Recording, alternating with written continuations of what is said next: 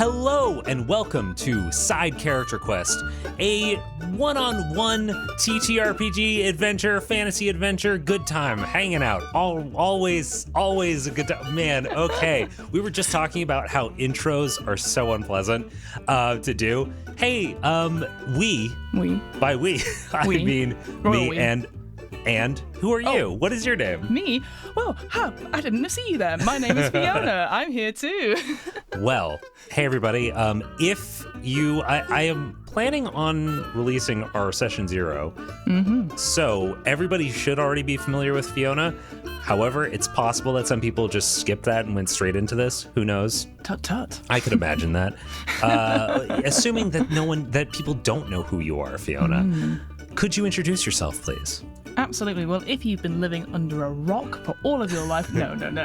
My name's Fiona. I use she, her pronouns. I will give a visual description of what I look like right now as we are doing this little recording. I am a white woman with sort of mid-length blondie browny hair, wearing, I think, a very cool green Cthulhu type sweater. So I love all things horror.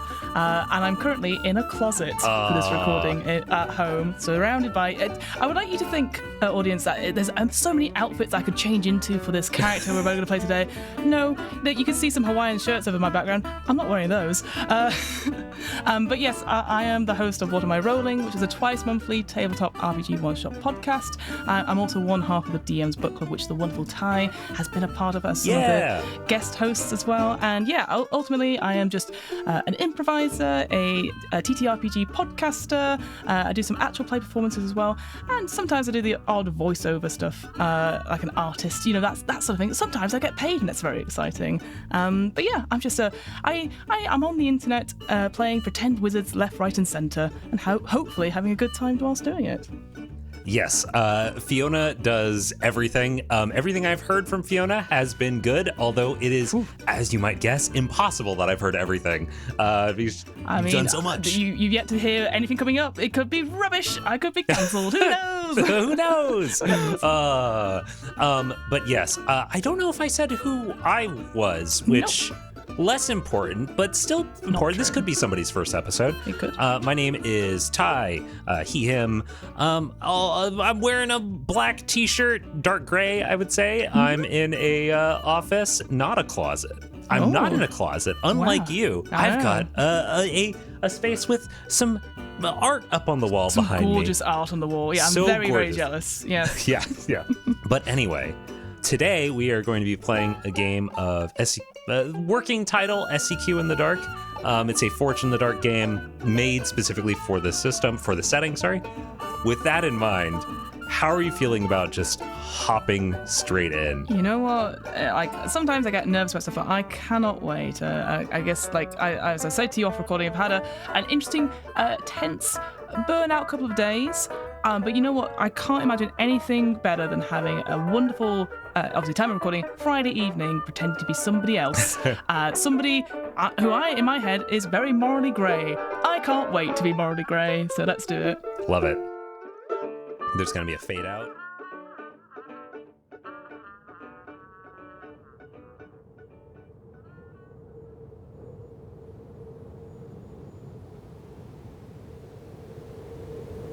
As the sun sets beyond the wall, it casts a long shadow.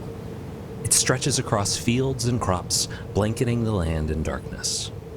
A few generations ago, this darkness brought with it fear. Creatures roamed along the edge of the wall, the edge of the world, and those creatures had a nasty habit of following that long shadow as it made its way to the homes of people just trying to survive. But that was before Mira came. Her eyes swept across the land from atop a singular stone outcropping, tall enough to catch the sun while the land around it fell to the wall's shadow. That sun made the stone glow with the coming of dusk. Mira sat atop Duskstone, and with a pop and a whistle, she rained death down upon the creatures that sought the farmers. She made her home there, and the keep she kept became a symbol of hope to the farmers. Eventually, as a village grew, the keep became a symbol of prosperity. Today, though Mira Duskstone is long past, her family line stands strong. The eldest child of this generation is already in his late 50s, but he's still a crack shot. The second of the Duststone children is a private sort. The Duststone triplets are anything but. One has amassed quite a fortune managing the village's surplus crops. Another has made a name for themselves at Congress Monastery. The third has built a grand reputation as a hunter, though how much of that reputation is simple bravado is anyone's guess. And then there's you. Syrah Duststone. Syrah, is that correct pronunciation? Correct, you got it, yeah. You find yourself to the east of your ancestral home, Duststone Keep. You are in the city of the Circle, or simply Cirque, as the locals call it. Here, your family name carries weight, but not as much direct power as you might like. The stark construction of Duststone Keep is far behind you, replaced by warm cobblestone streets, broken up occasionally by beautiful park-like squares. Old edifices such as manors, churches, and the like have been broken down into apartments and townhomes for the common folk, and for the well-to-do, or at least the medium well-to-do. Artisans' workshops are mixed in among the houses, and markets pop up here and there to sell both the goods of those artisans and the crops of neighboring farmland, including the crops of Duststone Village. Tell me, Fiona, if someone was to come across you walking these streets, what would they see? What does Syrah Duststone look like? So Syrah Duststone is in his mid to late 40s. Mm-hmm. He is quite a big character, broad as wide in a sense. Like he has a big presence. It's very hard to miss him in a crowd. Notably, he is a very fair skin, almost sort of like as pale as snow, completely bald, and slightly sticky out ears. He has teeny tiny glasses that just perch on the edge of his nose with like maybe a long chain catching it to like a big collared coat that goes all the way down to his knees. And you never see his feet. I think that's the key thing. He definitely looks like the way he presses his fingers together, almost temple such, as he moves through the crowd, it looks like what we would call in maybe the real world, he's on casters, like almost like he glides about. And you wonder if that's just the way he sort of walks, or if he deliberately has spent years and years and years perfecting this stride to have this aura of confidence. Like, it feels like a chill, and it maybe breaks the crowds apart. If it's a market or something like that, it will part like the sea as this very cold individual comes in. And I said like broad as wide before, but quite a few angles, I think, as well. It feels like a shard that's just appeared in like maybe a pool or something like that. And ultimately, when you see Syrah, he never looks happy. He looks like he's got lines on his face, a crease in the brow, and is just constantly in thought. But it often looks like he's got like a bad smell under his nose. And yeah, that's Syrah Duststone. I just want to briefly call out that sometimes I worry that if I luxuriate in character description too much as a player, then it'll step on the toes of the GM. As someone who has just been on the receiving end of that, I need to forget that worry. That was great. You really I love do. that. Oh, it's so fun. Again, big swings. That's what it is, right? Big swings. As Syrah walks through this crowd, is he by himself? Is he walking with... it could be Jacques, his assistant. It could be anyone. Is he just perusing the streets on his lonesome? I think he is. Maybe it's a typical day occurrence where maybe he's visiting various... I don't want to say clients of the Duststone, but visiting people, like being important, what I guess meetings in quotation marks, but really luncheons and elevenses.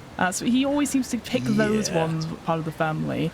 I do think he has instructed any family guards to sort of follow at a distance. So maybe there's a couple around, but if his assistant is with him, he's desperately, again, as calmly as one does, trying not to be too close to him, and it carries on moving if he sees the assistant come around the corner. It just keeps on gliding away. Keep on moving, keep on gliding. Exactly, yes. So it cuts a solitary figure just now, but I would say that there are definitely guards further back that just watching him. A little bit like, again, not to keep putting cultural references in there, but like at Disneyland where they have like the droids and stuff, and there's always a guy far back with his hands in his pockets controlling the droid. Similar to that, yeah. Interesting. Okay. I had an idea of where we'd be starting with Syrah. However, I kind of am interested, before we get into that, what would be just a normal... Actually, let me back up. Right now, you are in Cirque. This is not your ancestral home, right? Mm-hmm. This is not a place that you grew up. No. Is this a place that... Do you have your own place that you're staying here? Is this... Yeah, that's my question. No, great question. I think he doesn't own a place here. The family doesn't necessarily have a place here. I think if what we said about the Duststones being sort of big game hunters or something like that, maybe a request of services come in. Now, Syrah is not a hunter. He finds it so trifling, not for me. But is maybe more on the business side. So maybe is meeting with clients who've offered services, and therefore, he's sort of getting wined and dined by the clients, and then, getting a serviette at the end, getting away crumbs, and goes, now to business. Is that sort of like... Yes. So I think that's what he's here in Cirque specifically. But also, make sure when you're away from the family home, of course, you've got to take in the sights and see what else is going around. So he probably has done some touristy things, but more of a presence. It's very hard, like I said, to ignore Syrah when he's in your shop. That's great. Let me actually ask you. So you are on your way to collect a favor from someone. Yes. It's a small favor. This is not plot relevant. No. I'm just curious what this will be. Yes. You are going to collect a favor from someone who perhaps it is somebody that you arrange to have a hunter come and deal with a problem for them.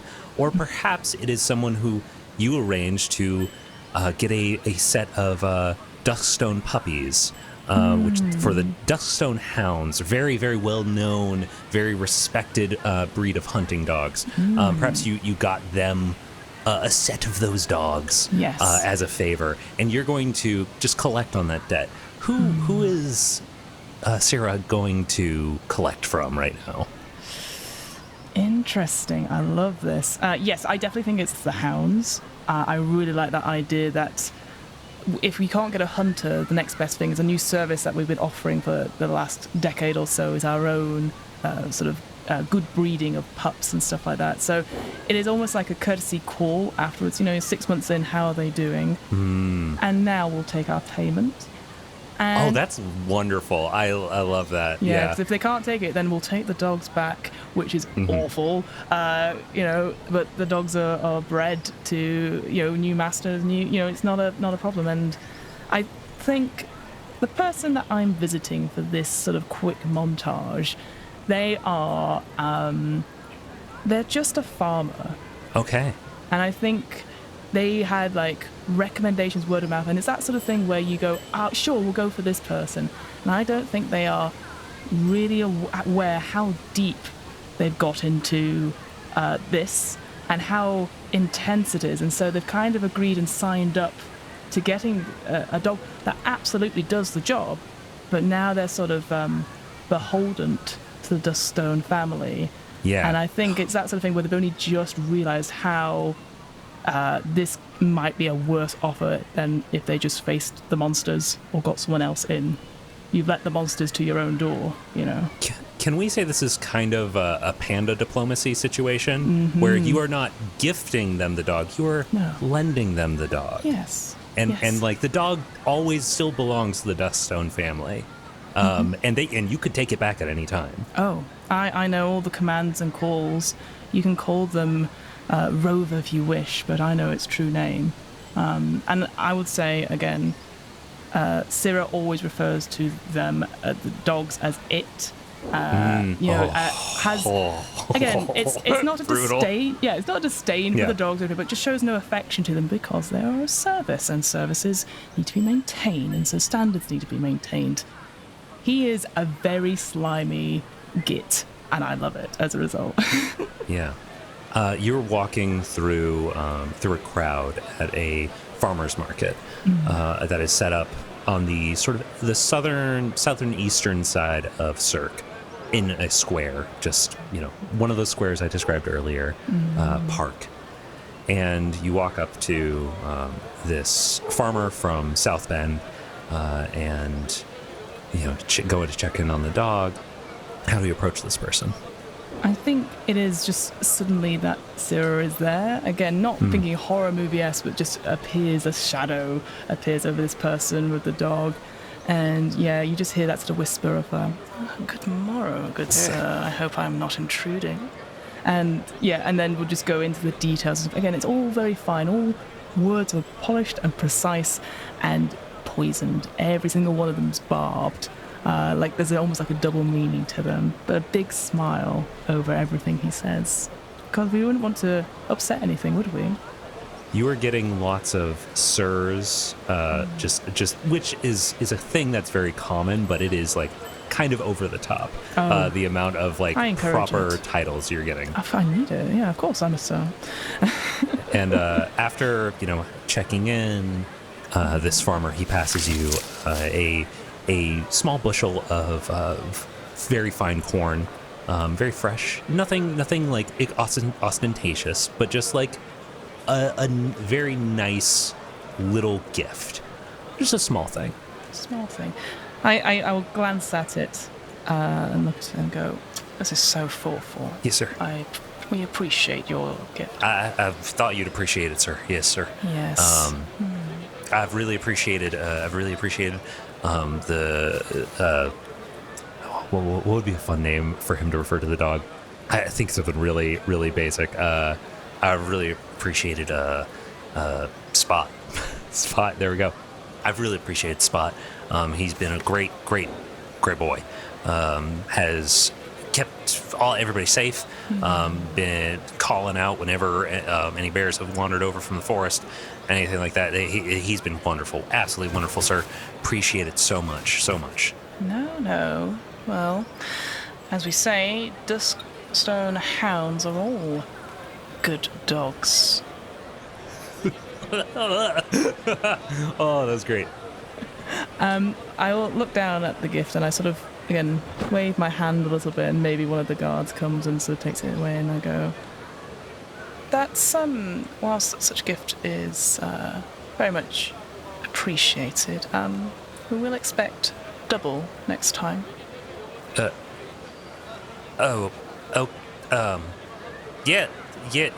Yes, sir. He is giving you a look that is like you have. It is clear. This is very, very much a con man type of thing where you are presenting him with a thing that is so clearly rude. He was so nice to you. He did something that was purely out of the kindness of his own heart, and you have done this, but he doesn't know how to respond to it other than to acquiesce. Yes, very good. And so he just nods and he says thank you, and he says, I'm gonna be here every week. Yes, of course. Not every week, no. In another 6 months, we'll check in on you again, make sure Okay. Spot is up to the job still, and that our hound hasn't been,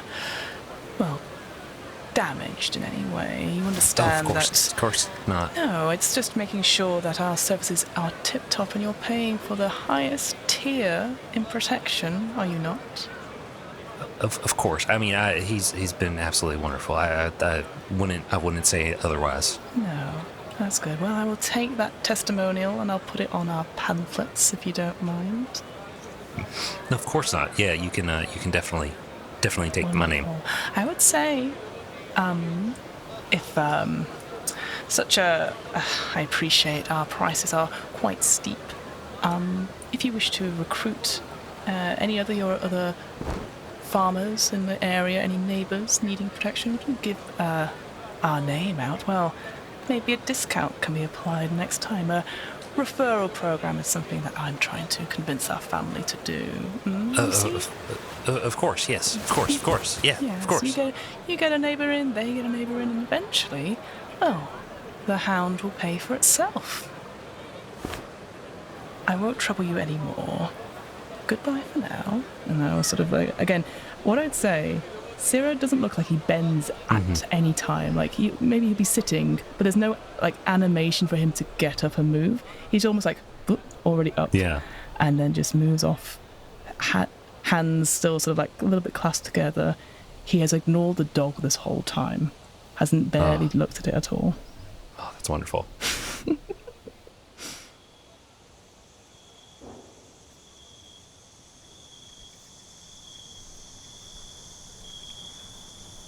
A trill of insects cuts through the muggy air.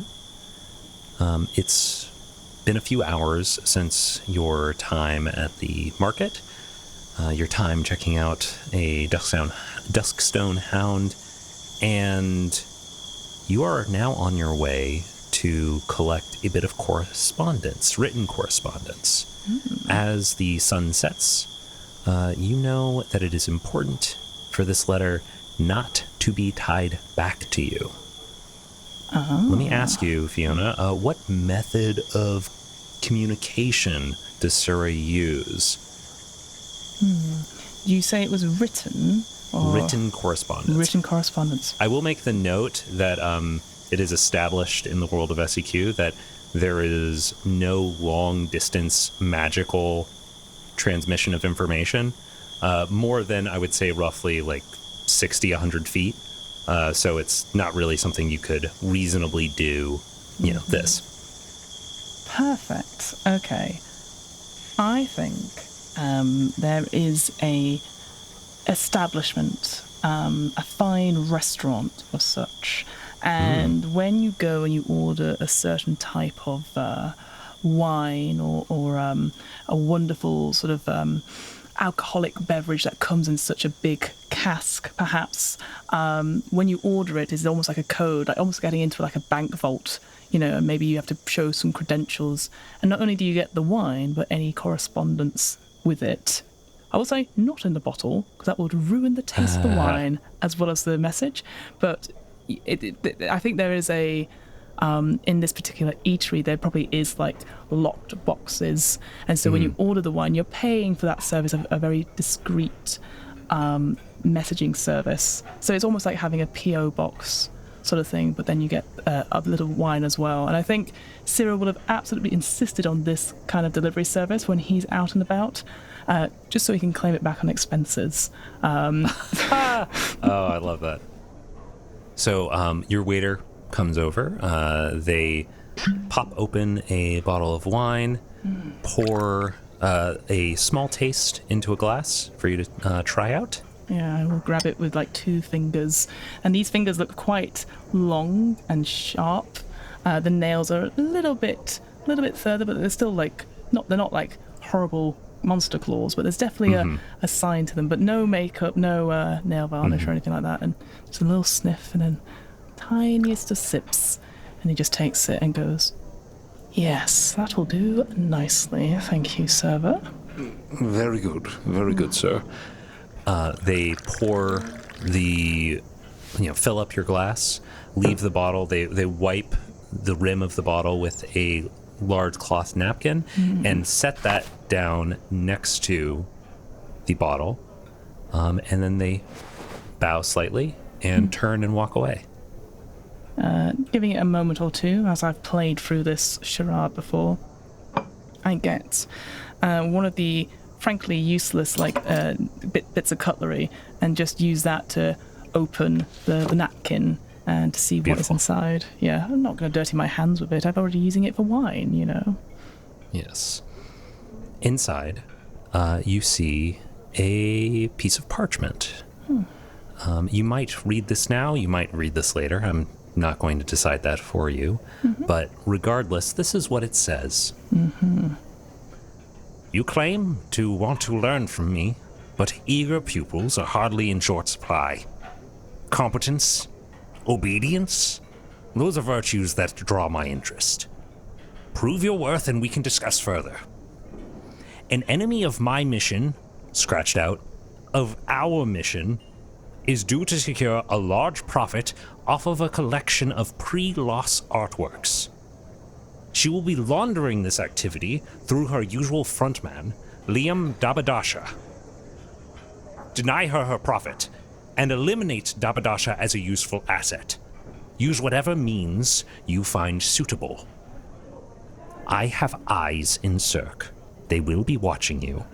But if you accept this quest, you should not expect their help. And you may not declare knowledge of me to anyone until these tasks are complete. Tucked in with the parchment is a few petals of an indigo flower. Ooh. I definitely think I would open it here whilst I'm drinking my wine and savouring it. I've had a long day of walking about and threatening people, taking money off them in order for them to keep their hounds. So I think, reading this, I read it over and over, and the crease in Syrah's face grows slightly, but then a wry smile comes across us, and he drinks the last of the dregs of the wine and goes, "Well, challenge accepted." And then we'll leave the establishment. Oh, excellent. As you step out into the night, the sun has fallen quite a ways. There's the sound of crickets, cicadas, other insects chirping through the hot, muggy air. You make your way, walking the streets. I forget, where did you say you were staying while you were in the city? I think I would have requested staying at maybe one of our higher up clients in terms of status. Probably has a room, and maybe I'm spending a couple of days really surveying their venture, like what they've been doing with our hounds, and giving them a real review of stuff. It's always like, this is the top quality service that they have paid for. So, of course, I must go directly and assess and make sure every whim is accommodated. And I think this is, again, that sort of attitude that Syrah had with the farmer is not present necessarily with this individual. It's a bit more sort of like simpering, maybe a bit more sort of like, of course I understand, because it's where the money lies. Gotcha. So I think a guest house or a guest wing of a house, perhaps. What I will say, as Syrah will walk back to wherever they are staying, he will bring out a large fan, like a black fan, and just be waving himself, like, again, because he's a big, broad gentleman as well. He's not changed at all. He's in full black as well. I don't think I mentioned the colour of this. So there's a little bit of sweat. A little bit of sweat coming down past it, the little slightly outward earlobes. So yeah, there's a little bit of a fan, just keeping him cool, because he's a bigger gentleman. Yes. Let's say that you are going to meet with a person or stay at the home of someone who manages some of the trade routes between Cirque and Mount Rena. Yeah. So you make your way north through the city, walking just calmly through these streets, passing by, and the night has gotten darker and darker, and you see a bright light and hear the sounds of footsteps approaching you from one direction.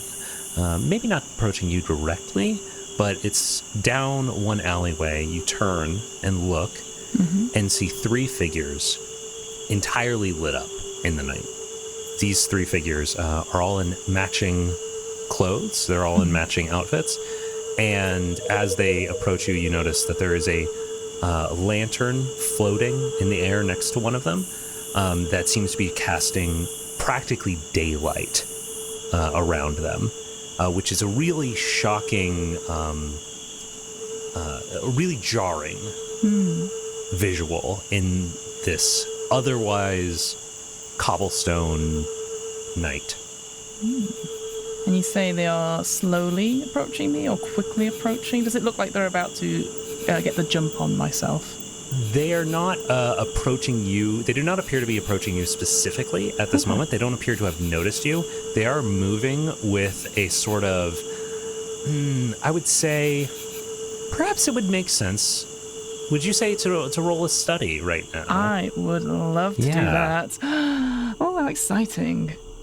What do you have in study right now? I have 2 dots in study. Ooh, yes. Okay, cool. Yes. This is a controlled situation. Uh-huh. However, I will say, just in general, I forgot to mention this at the top of the thing. I do have a clock waiting for you that is active. What? It's an 8 clock, but it is currently at 2 wedges. Okay. So it can move up and down depending on things you do. Ooh. You do not want it to get filled up, but you also don't know what it is. Now, you say I don't want to get it up. Fiona absolutely does. Oh, Syrah does not, I think. Correct. For sure. All right, so I'm going to roll my 2d6 and see what we get. Okay, I got a 3 and a 4, so the highest is a 4. All right, a 3 and a 4, highest is a 4. That would make this a partial success. So in this case, I think what I'm going to do is I'm going to say that you are in a good position because you know what these people are up to. You recognize them. And that might help you know how to move forward. I'm going to give you that information in a moment. Perfect. Actually, I'm just going to give it to you now. This is who this group is. Okay. These 3 figures approaching you right now are 3 Lumineers. Okay. Lumineers are a member of a religious sect that in the last 6 months or so has become more and more, how would we say, radicalized? They're becoming more aggressive and are taking it upon themselves to patrol the streets on the lookout for necromancers. Oh. And as they are walking the street, you're not doing anything, No. as far as they know, right? No. But one of them locks eyes at you, and doesn't like the look on your face. That's the partial of this success. So I might give you more information if you ask specific things, but that's the general vibe. And they are now walking directly towards you. Great. Okay. Interesting. And you said there's 3 of them. Again, obviously, I know gender is a concept. Does it look like they are all male presenting, a mix of genders, concealed? One is definitely male presenting. Both of them, or all 3 of them, I would say, are walking with a posture of command and athleticism. One of them is significantly shorter than the other 2.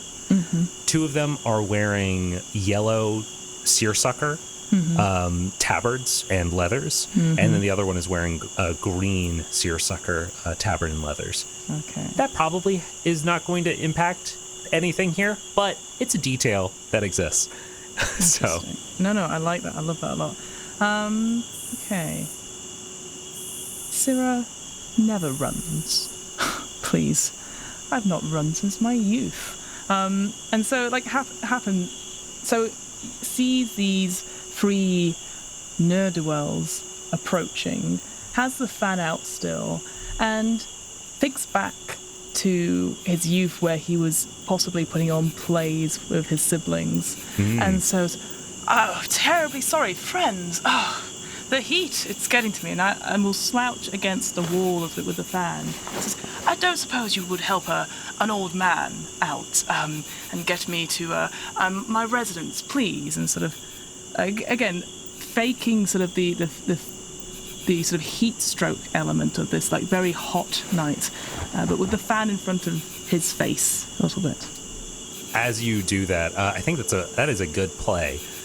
These people approach. I would like you to roll me a sway. I'm gonna see how they are going to respond to this. That sounds good. So I've got 2 in sway. Yeah.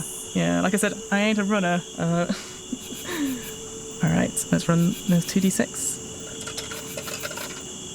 Okay, that the first roll for the first dice was a 1. That was not great. But then the second one was a 5.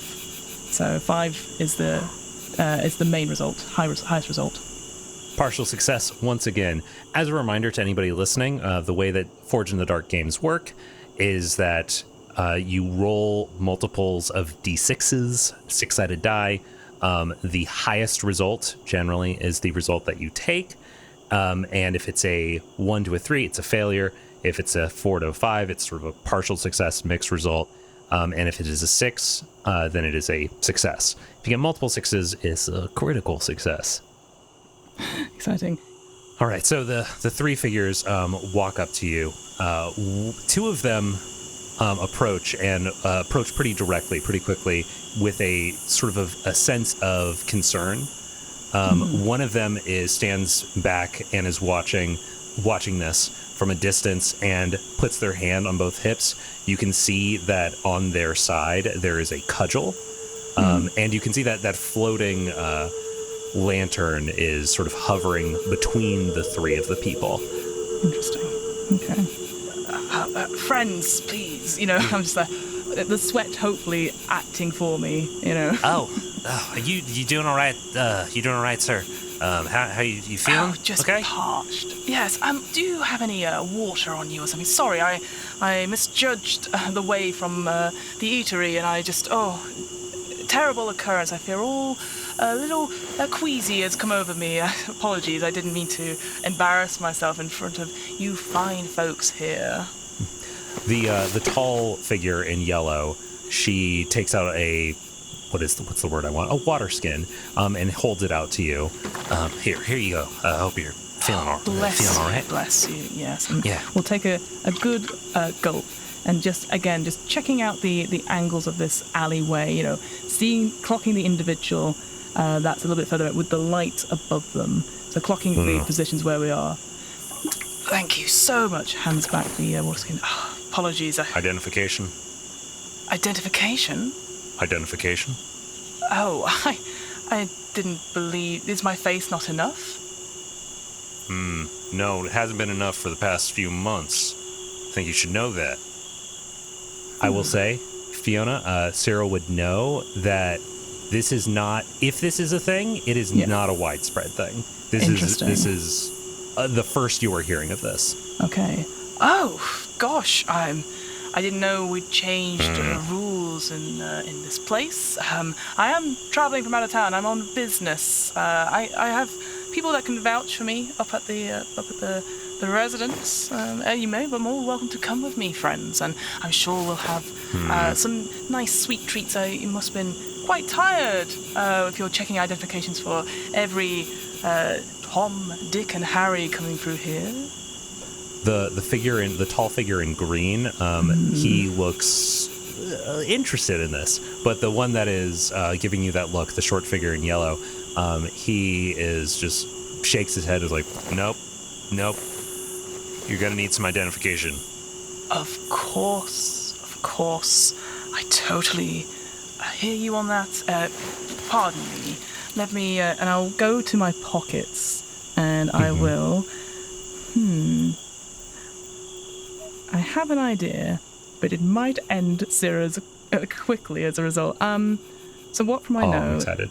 Well, we'll see. Yeah, I think there would be some sort of house seal, not necessarily an ID badge of some sort. Yeah. But definitely have we would have some sort of identification papers. But I think the papers are for one of the other siblings. Oh, I love that. Oh, yes. Okay, cool. Yeah, I will say there's no portrait on them or anything like that. But yes, I'll definitely take. You've mentioned a couple of them. I think I'll take one of the triplets. If that's okay? Yeah. One of the triplets. I think they're also the closest in age to you. Yeah, and I think so that's. And I think the reasoning why Syrah would have it. I mean, again, if we want to do this as a flashback, more than happy to. But I think in Syrah's head, the reason why he would take one of the triplets as ones to indicate that there may be more of them. Not that it will say one of 3 triplets on the thing, but I just think that's in his head, that's what would make more sense. So yeah. Out of curiosity, do you look a lot like the triplets? Do you guys have a lot of familial resemblance to the point that if someone didn't see the triplets together, they might think oh, you could be? I think yes, but they all do have hair. Yeah, they all have hair. I do not have hair. Okay. Yes, I think, I think a little bit of a sticky out is that, again, maybe we all share that face, that sort of like frown down sort of face when we're together in thought, and you're like, yeah, they're related, that sort of vibe, yeah. I like this. I think, okay, how would you feel about me rolling a fortune dice to determine which of the 3 siblings it is? Oh, yes, please, please, please, absolutely. Okay, so there's 3 siblings that I wrote these siblings after we had our session 0, but I wrote them with the idea that if you had strong feelings about something, we would change it. But if you didn't have strong feelings, I would just run with this. Go for it. So the three triplets that I've got. Yeah. One of them is the ordinand. He is in the process of getting ordained at Congress Monastery. Another is basically in charge of the money at Duststone Village. And then the third is a hunter trying to sort of live up to the legacy of Mira Duststone, that sort of thing, who went missing several months ago. Oh, so amazing. Yeah, I think any 3 of them will be amazing as a result. Yes. I know one that would make sense in like what Syrah would want, but whether or not that's the one that pilfered is a different matter. All right, it's the one that went missing. Yes! Yes! Oh, that's so fun. Oh, cool. It's the one that went missing, who is who was trying to make a name for themselves as a hunter. Do you have a name that comes to mind? I have a list of names, but we don't have to go with one of those. No, go for the names. Yeah, I'm very bad at naming things, so please, I'm very happy to pick from your list, or to come up with one from your list. I was going to go with Guff. Guff is great. Yeah, gotta love Guff. Guff. I'm going to make a note of that. Typical Guff, who went to try and be a big hunter and then disappeared. Silly Billy. Yes. So you hand over that identification? Yeah, absolutely. Yeah, and I definitely will like hold it for a second. It's like, please make sure you don't dirty it. I only have this one. Yeah, whatever. He swipes it pretty roughly from your hand. And as he does, he looks over it, just kind of like doing the glance up and down, even though there's no picture, right? So it's not like there's anything for him to compare. Yeah. But he's looking up and down and he's like, Duststone, huh? Never been out there. Oh, you must go. We've got a fabulous little village. We've even started doing like a model village, so a village within a village. It's quite quaint. You simply must. All of you should come. Please. Oh, yeah. The tall one in green is like really on board with this and is like nodding for the other people. But the other 2 are this relatively stoic, and the one that you've been talking to, the short one in yellow, is like still just kind of shaking their head. He hands it back to you, hands back the papers. Oh, thank you. You're going to need to make sure to update that follow the new regulations, all right? Oh, terribly sorry. I've only come back in the last week or so. Checking IDs and documentation now. Is that a new order from up top, or is this more of a checking sure that us, and I point to all of us at this point, we're all against those who maybe aren't residents here. Is that what's the plan is? It's not a problem with residency. You can list any hometown on your ID. You just have to make sure that you identify which hometown you belong to, what parish you belong to, and what your full name is. All right. Of course. I didn't mean to cause a stir or a disturbance to your. Please, and I will go into another pocket, and I'll bring out. As you reach for the other pocket, there is the slightest of movements that it seems so obvious to you of him like starting to position to grab his cudgel. Oh, but he not big, but you do catch it. I definitely get, yes, a small man. I know exactly how it feels. Yeah. I go, please, I don't mean to, I was just going to offer, and I've got my bag, and I think, you said, right, like, we've said, Syrah doesn't like hounds, but you know what he does have? Dog treats. And I don't think they're in any branded or anything like that, but he'll bring them out, and they just look like biscuits. And he goes, please, you've helped me so much. Yes. All of you, please. And just hold out my hand with these very crumpled, like, dog treats. Thank you, says the woman who is giving you the water, and the man who is wearing the green. He's yeah. Finally, we're getting some respect. Yes. And then the other one, he takes it with a little bit of gruffness. I you know what? I'm gonna ask you to roll me a sway again. And This is interesting. May. I know. I think I've overplayed my hand a little bit, but I can't let this little man win. So Sway's still 2. I don't think I'm doing anything. I'm just looking for my abilities. Yeah, like I said, I'm not shaky. This is not a shake on it or anything like that. I just think it's just a cool play for something, because I'm like, you've disrespected me. This is how I disrespect you. I'll just roll the 2d6. Okay, that was a 4 and a 1, so 4 highest. I will say nothing bad comes from this. He accepts it. No. He accepts the cookies, the dog treats, the biscuits. Mm-hmm. You see him just kind of like shove it in his pocket, and he nods to you. All right, let's keep moving.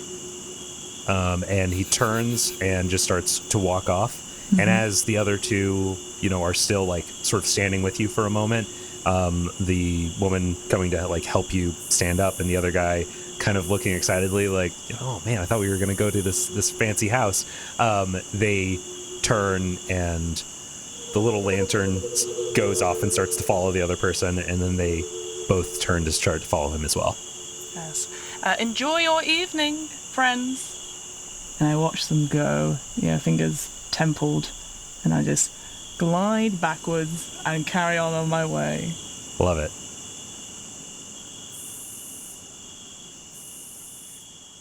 After that little run-in with those Lumineers, you continue on, make your way to the nice, kind of cushy, not quite a manor, right? Because this is in downtown of the largest city in the world, right?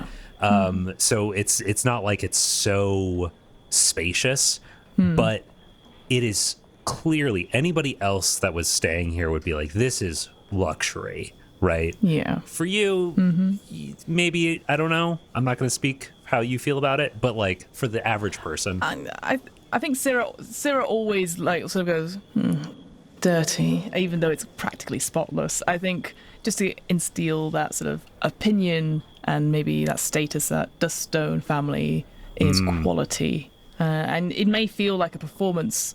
But he has really embraced that. So yeah, absolutely. It's not up to his standards, but then the standards no one will be able to match. Gotcha. You make your way past the servants of this household, and it's actually not a full house right now because it's pretty late at night.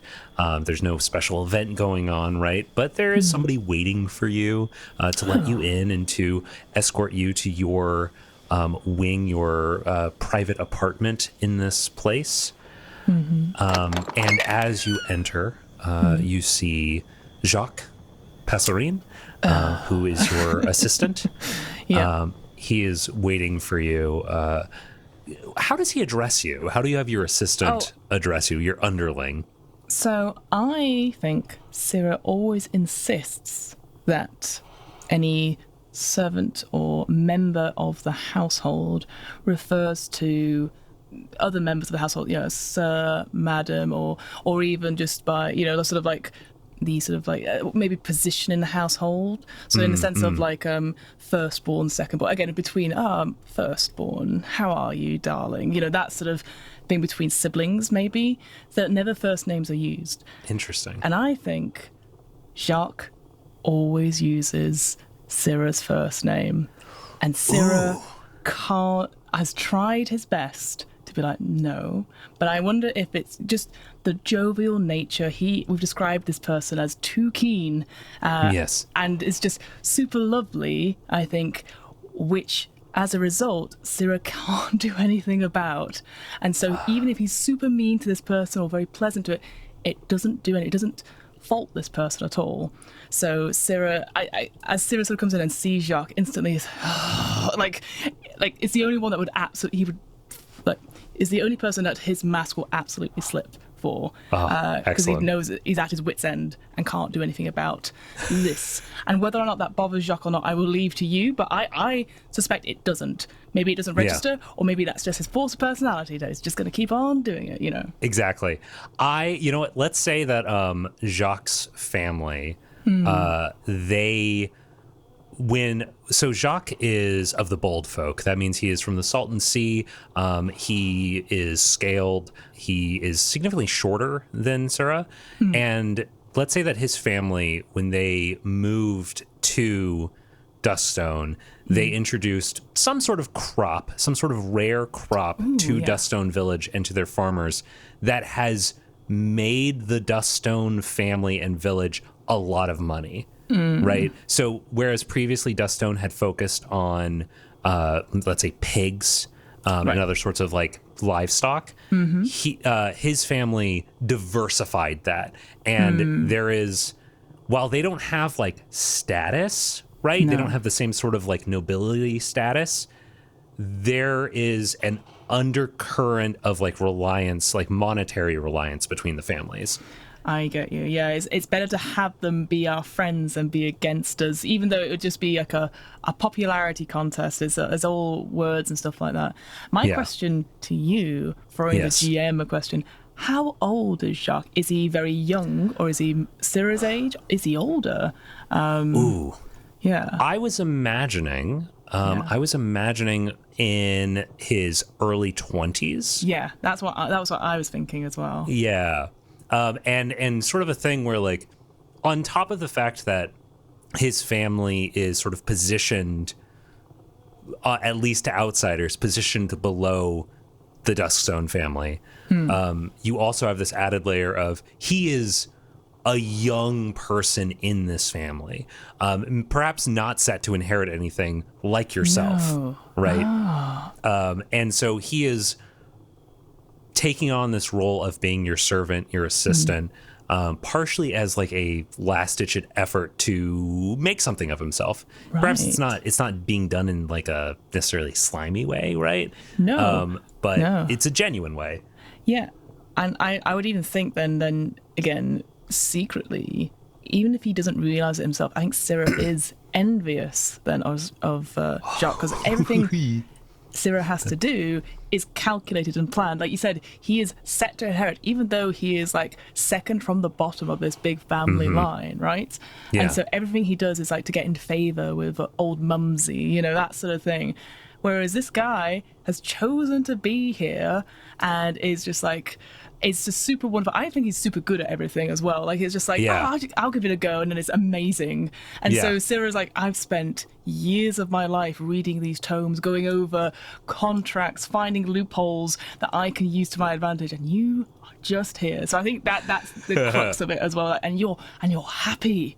How? You know, so I think that there's that as well, having to deal with this force of nature, but also super lovely, just super transparent, has never had to hide himself. And I'll also make a point of, because he is a member of the Bold Folk, he is very conspicuous. There are not people like that around here. He's little, right? Yeah. He's a small guy, but he is just, no one else looks like him around. He has sort of this sort of black, almost domino mask type of pattern of his scales on his eyes, and then like a dark brown and streaks of gray going through, kind of like a house sparrow. Oh, amazing. And yeah, but he's so conspicuous, on top of the fact that he doesn't have like an air of trying to hide himself or hide what he thinks, right? But to your point before, when we were starting this, he did do a very good job of maintaining distance between you guys when you were walking through the crowd, and not showing any sort of direct alliance, a direct connection between the two of you. Absolutely. So you said that he was waiting for me. I would have instructed for him, if he needed to call on me, to wait outside the door. I suspect I open the door, he's already in the bedchamber, and so I'm like, ah! Yeah, he is waiting. He is definitely waiting for you. And I will say you have like sort of a one-bedroom apartment style space in this thing. Yes. So you have a chamber pot. That's not the word for a room. Like an a ensuite. water closet. Ensuite, water closet, a bath, that sort of thing. Bedroom, and then like a sort of salon living space type of thing. And he's in that salon living space. And as you walk in, he is lounging pretty clearly on one of the couches, and then he stands up and is very like upright. Syrah, how did it go tonight? Enjoy some wine? You know better than anyone, Jacques, that you cannot ask me about my business. My business is my own. I see you were enjoying and attending to your own business here. I shut the door quietly behind me. Yep.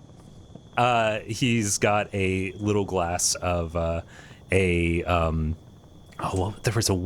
was a nice name that I had for a cocktail in the world of SEQ, and I cannot remember what it was. But he has a nice whiskey cocktail from that was a specialty that you recall from a visit you had once to St. Simone's Island.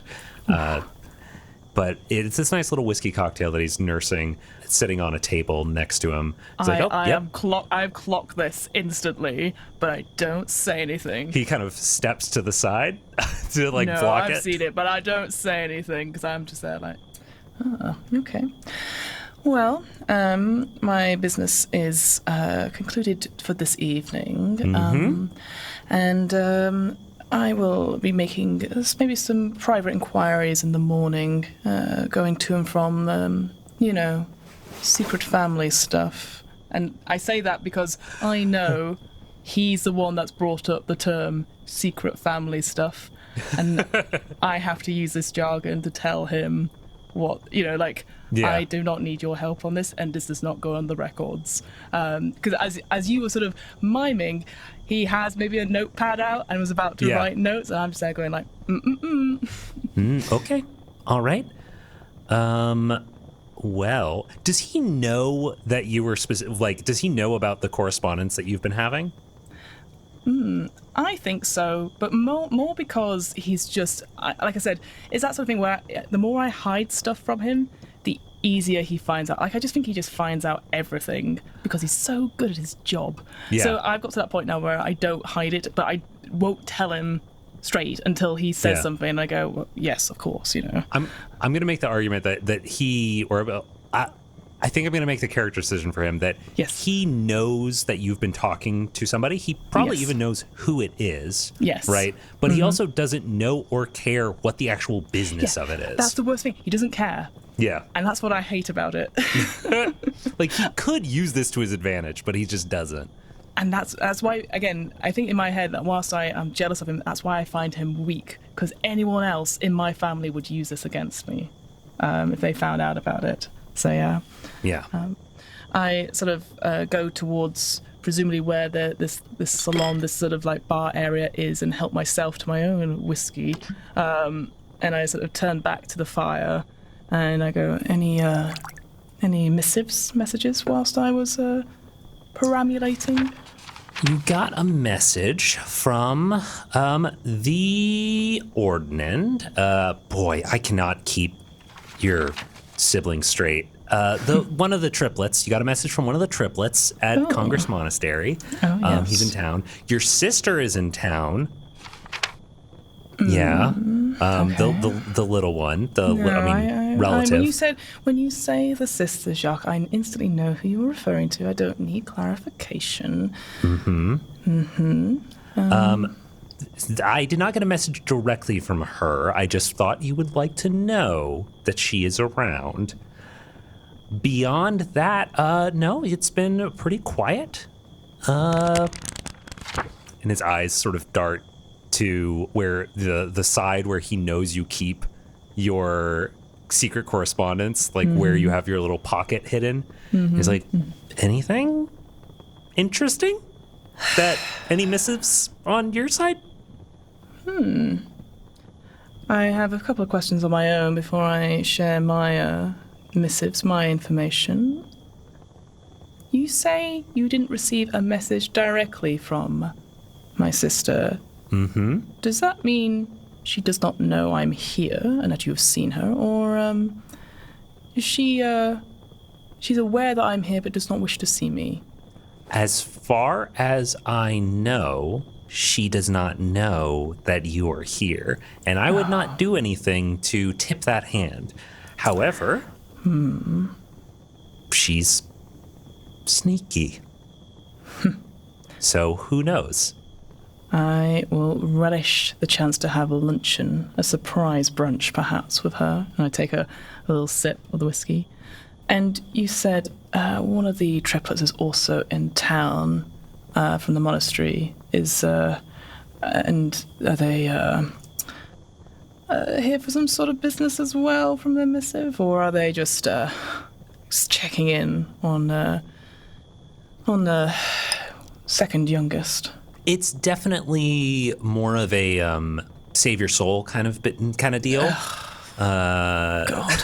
Yeah, I thought so. I thought that's how you'd react to that.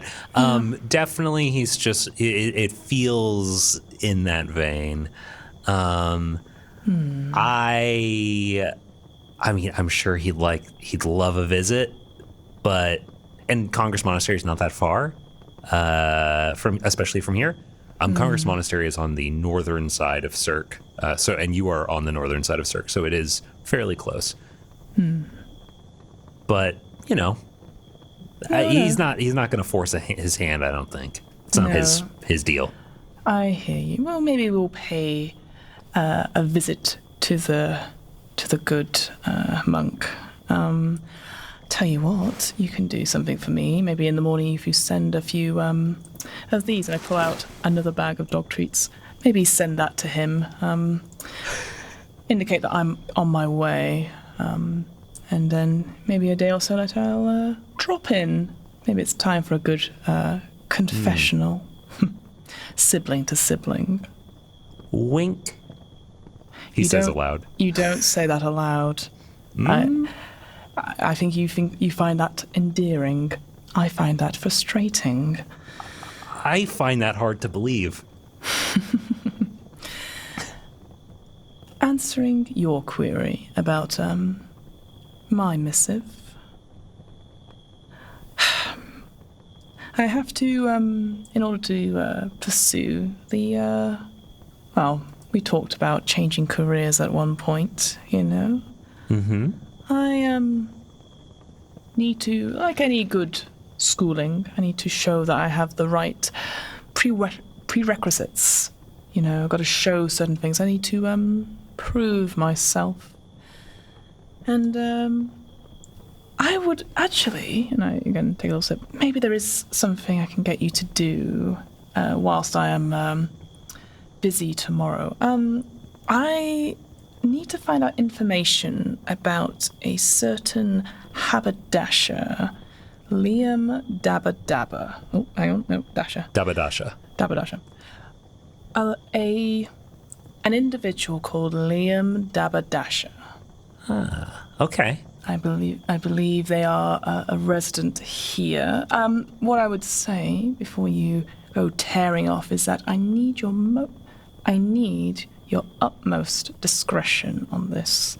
No one should know that I am searching for this individual. So make up whatever cover story you like. Any performances, I'm sure will get accolades, but any information you gather, you must hand off to me without tracing yourself and your connection back to myself or the dust stones. Have I made myself crystal clear? Couldn't be clearer. During the entirety of that, his weight had shifted to 1 foot as if he was just waiting to get moving. As you finish, he walks over to the door. Mm-hmm. As he's getting closer, his footsteps get quieter and quieter. He leans his ear against the door, pauses, and then he opens it quietly and walks out, closing it behind him. Well, I was going to say you could start tomorrow, but I prefer the evening here. I wonder if there is like a rope, like a pulley for a bell, and I Yeah. use that to signal a bath to be drawn for me. Oh, Whilst I spend the evening just cooling off because it is quite hot outside. I've only brought so many changes of clothes, so I need to just make sure I'm ready for going out. excellent. So as Syrah has his bath drawn and he relaxes into the evening, let's switch over to a little bit of table talk, Fiona. Yay! Okay. I am curious. So the way that Forge in the Dark games typically run is you have a section of free play is one phase of play. That's what we've been kind of living in right now. Yeah. Then you move into sort of the gathering information, the preparation phase, which we're going to be going into soon.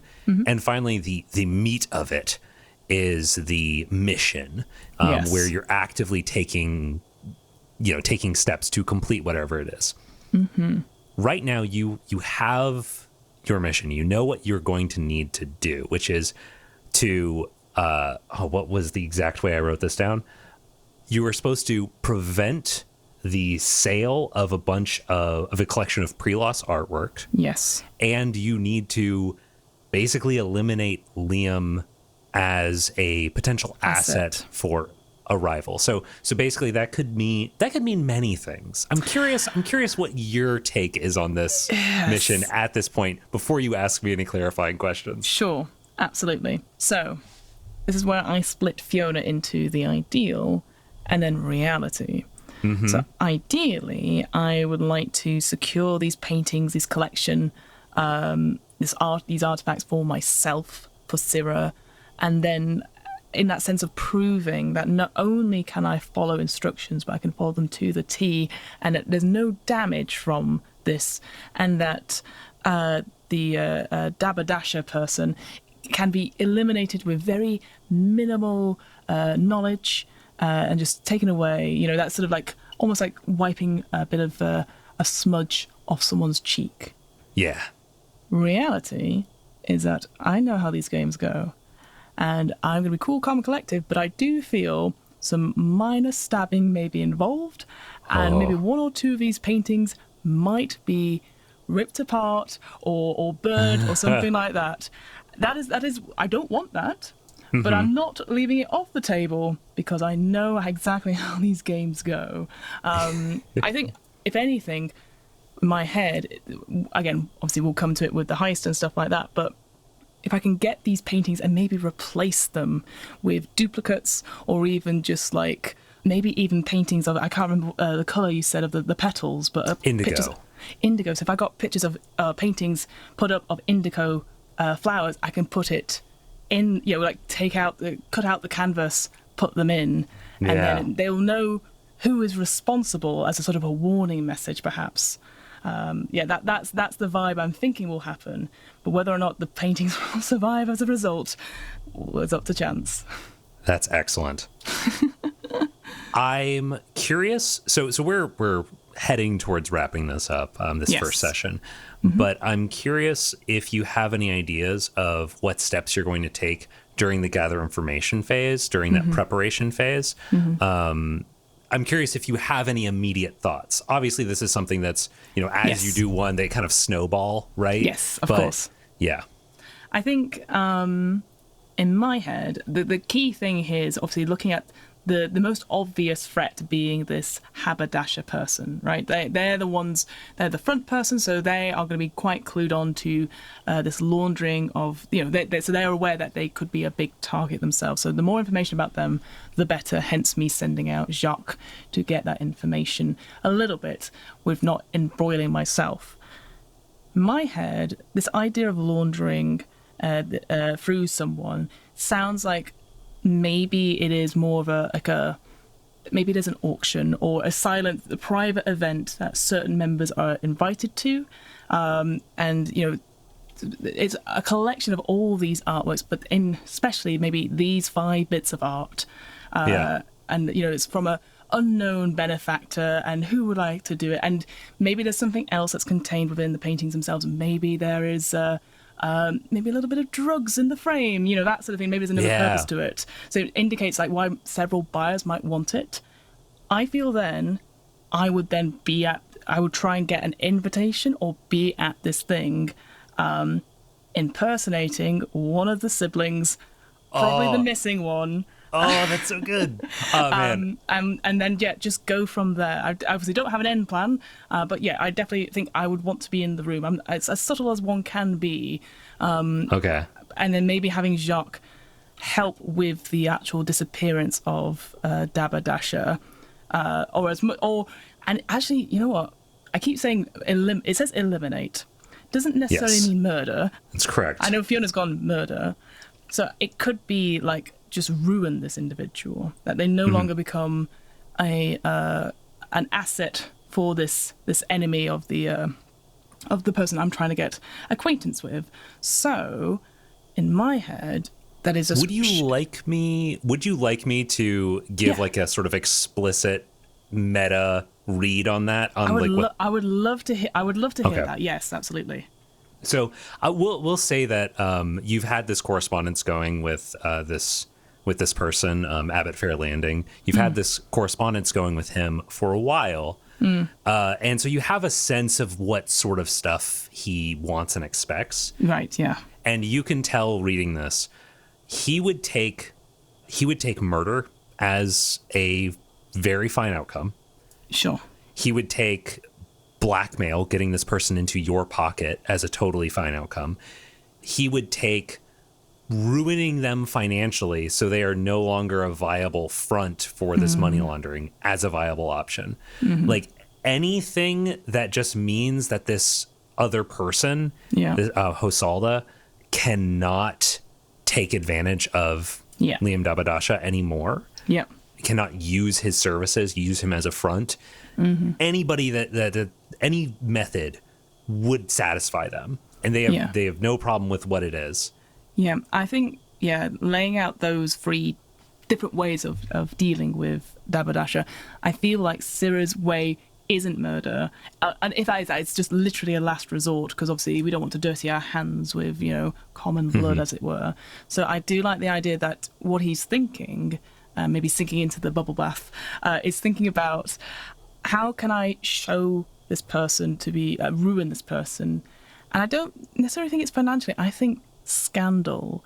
I think whether it's like proving them to be corrupt in some way as part of this auction, like finding details about them and like other dealings, and then revealing it at said silent auction or whatever to prove that actually he's been selling copies of other paintings and can't be trusted and all that, and just not only losing the client that we're talking about, but all the clients, so no one can use him. If I can't have him, no one can have him.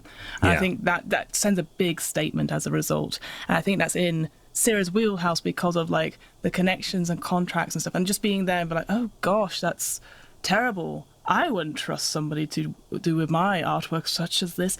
And maybe that's the front, is that you were talking before about Duststone. One of the sort of big parts of it was like pigs, and now we've got the hound stuff. Maybe I could go in as one of the siblings being like, well, we're trying to expand as we're going into the art industry. We're trying to do more artworks, and we love pre-lost art. It's such a wonderful thing, and that sort of, again, that ideas of history and all that sort of thing, that really playing into that.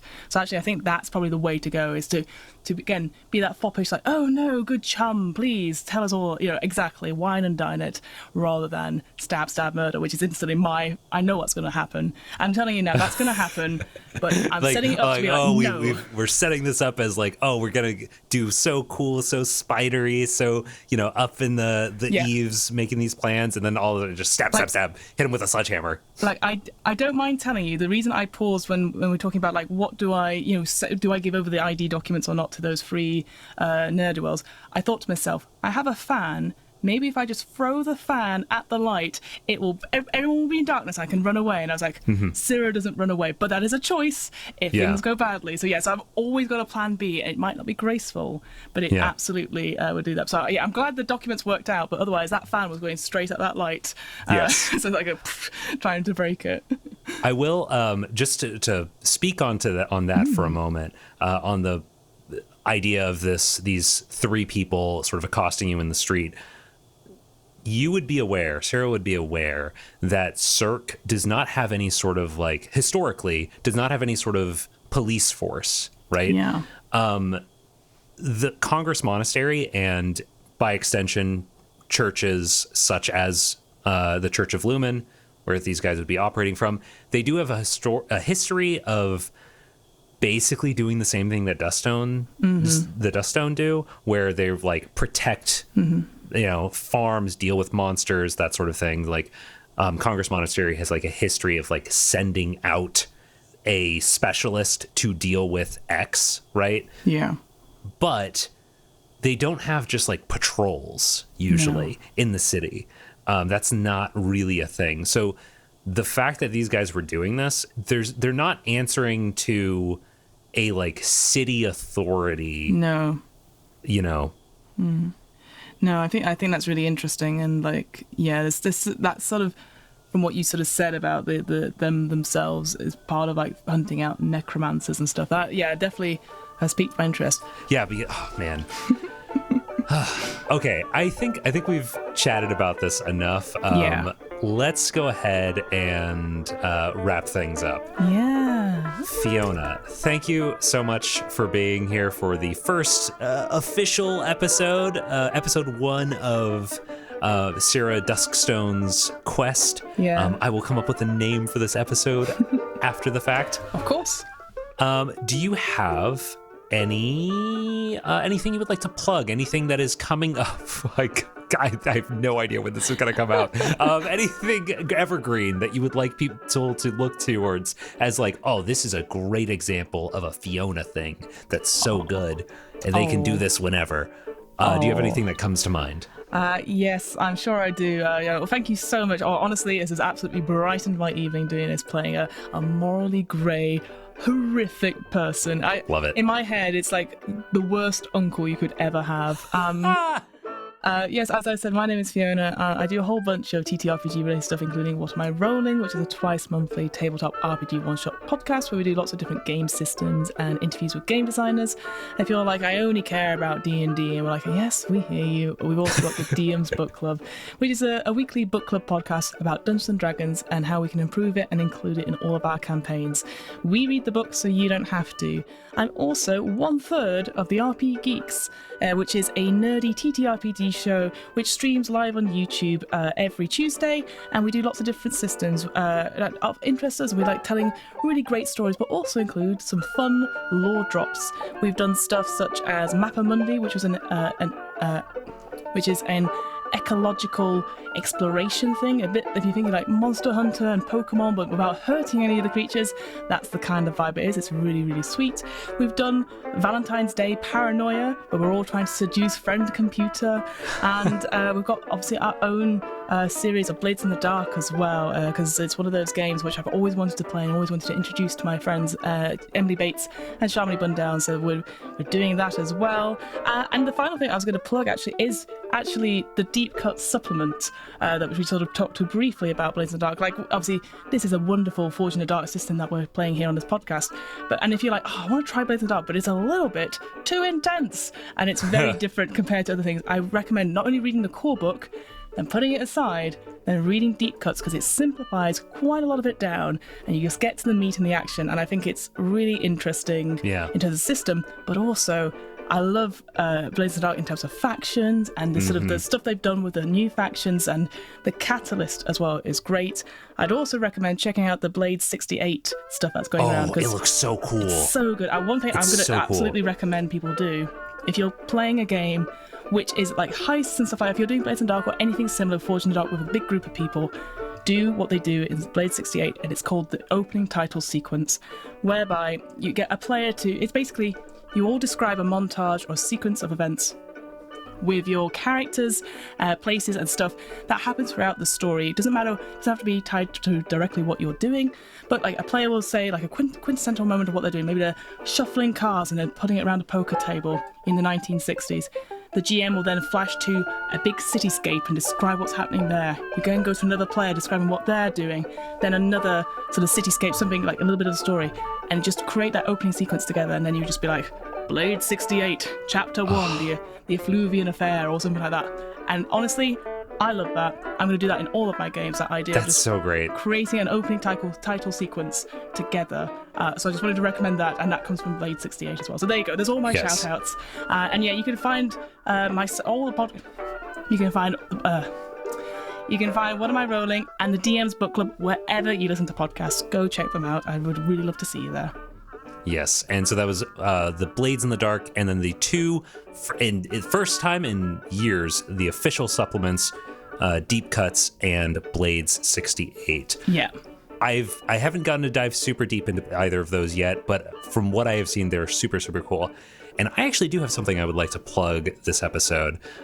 This is a thing that I've talked about before. No, I've never talked about on this show because I don't know when I started working on it relative to the last episodes being released. Sure. Anyway, if you go to winlosetie, that's TY, .itch.io, then you will find a little page where I've put up a couple of TTRPGs. They are for free. And there's also a little section of recommendations of games that I've played that I like. So I definitely recommend checking those out. But the ones that I put up there for free, one of them is called Hit Me. It's a no-prep noir blackjack game. It sort of recreates a noir movie using the rules of blackjack. The other one is much sillier.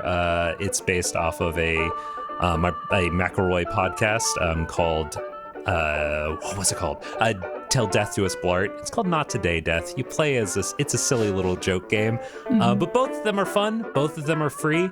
I probably am going to add a couple of more things there. If you like side character quest, people have asked me before, like, I like this show and I want to support it. Yeah. I don't want to get sponsors for this show, and I also don't want to set up a Patreon. I don't want people to have a subscription and be feeding in money that way.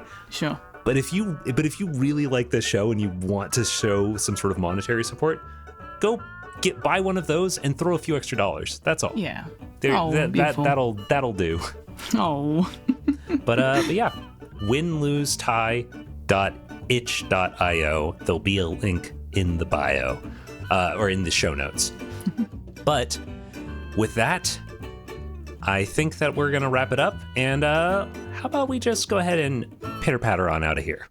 Let's do it. Pitter-patter, pitter-patter, pitter-patter, pitter-patter, pitter-patter. All right, and that's the end of the show. Thank you to the Joy Drops for the use of Not Drunk as our intro and outro music. Thanks to all of our guests, and thanks to you for listening. You can find us and say hi over at sidecharacterquest.com or by checking out our show notes for more links and information. If you're enjoying the show, drop a rating or review wherever you listen to podcasts, and we'll see you around. Bye!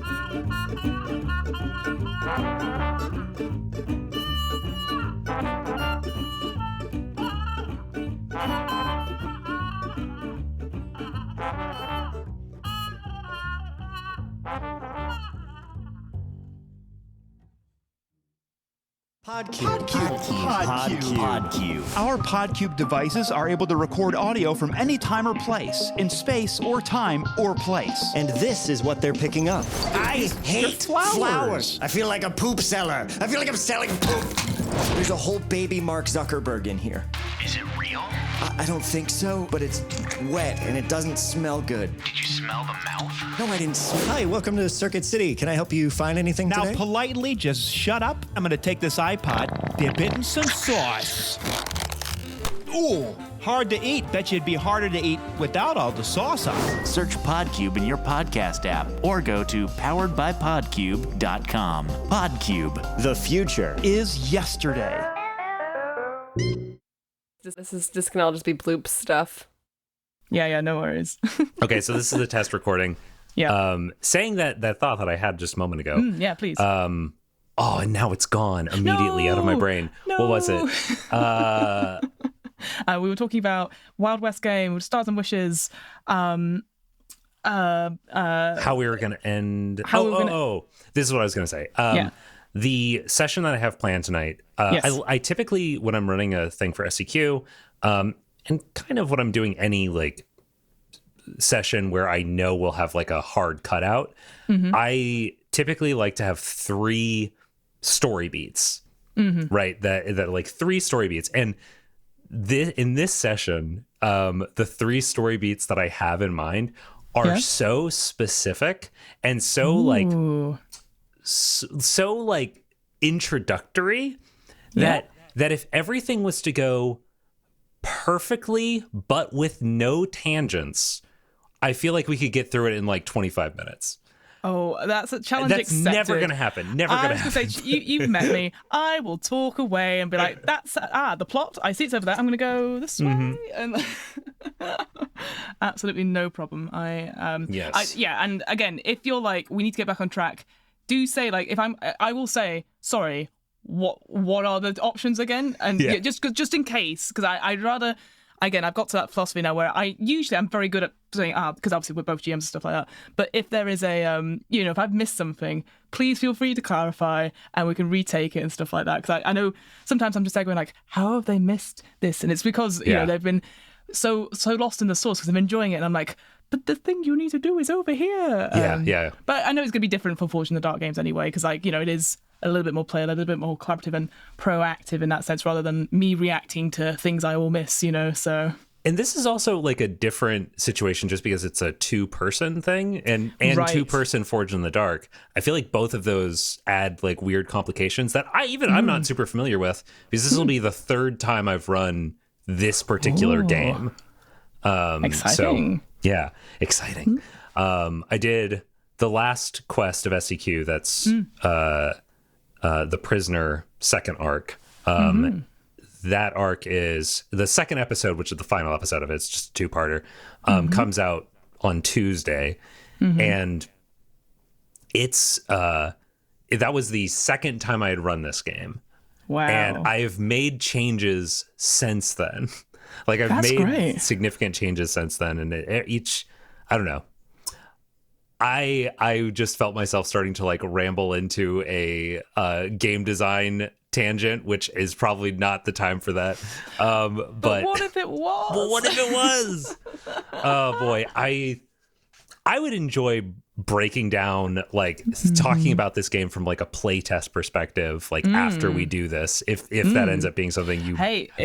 I've got a place called DM's Book Club where we're doing more GM stuff, so maybe let me at least finish this quest for you before I get you back on my podcast a third time. Absolutely, I would love for you to talk about it, and because we've done that Blades in the Dark game as well. So we can absolutely we've done that Blades in the Dark episode, then we can like talk about that bit as well. Sorry, I interrupted you.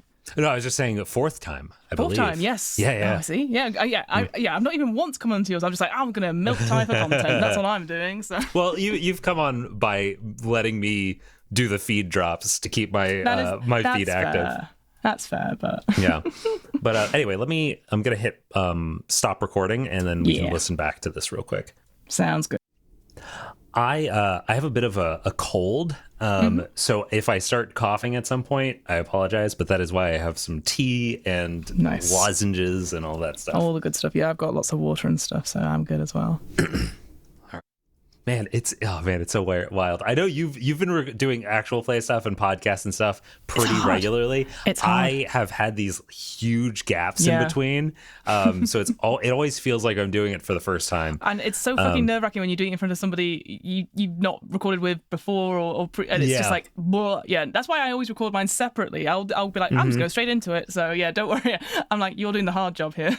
Oh wait, so you do record the intros with Hamilton separately, don't with Hamilton, we do it because it's just like, fuck, it's just a Zoom call at the end of the day. But but when I interview people on Where, always do it separately because I'm aware of their time, and if I fuck up, it's just and because I don't know about you, like I don't mind interviewing people, but I might not have had their press kit or anything before I've met them. Yes, and so there's nothing more embarrassing to be like, so what do you do? And they're like, well, I won an Emmy last year, and you're like, fuck, So at least then I can go away and do some research and be like, oh, they're amazing, blah blah blah blah, and then cut to the interview. It's not as organic, but I'm just there going like, I'd rather not fuck up, not knowing who they are. So I always, any interviews with game designers, I always do it separately because I just want to get to the meat of the thing, and we do like what we've done, like the little warm up and stuff. So, excuse me, and I have a cold, but I also have had to put this off so many times because of power outages and everything like that, and I am done with that. So, with that in mind, you have a swig of tea. Have the tea. Soothe my throat. Always good. Yeah. I will also do the same.